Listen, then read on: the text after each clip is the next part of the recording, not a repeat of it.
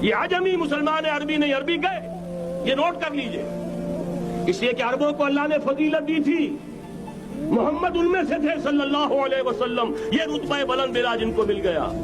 लेकिन साथ ही अल्लाह ने धमकी भी दे दी थी सूरह मोहम्मद में, इन ततवल्लो यस्तब्दिल कौमन गैरकुम, अगर तुम पीठ दिखा दोगे उस मिशन को जो हमने तुम्हारे हवाले किया है, तुम्हें हटाएंगे, किसी और को ले आएंगे। और ये बात हो चुकी है 13वीं सदी ईस्वी में, 1258 में जब सुकूत बगदाद हुआ है, अरबों के हाथ से आलम इस्लाम की क़यादत छीन ली गई, माजूर कर दिया। उसके बाद क़यादत किनके हाथों में आई? तुर्कों के हाथ में।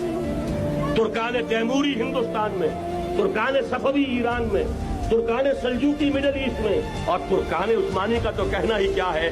वो एशिया माइनर से चलकर, आपको मालूम है कि मशरकी यूरोप का कितना बड़ा इलाका, द ग्रेट ऑटोमान एम्पायर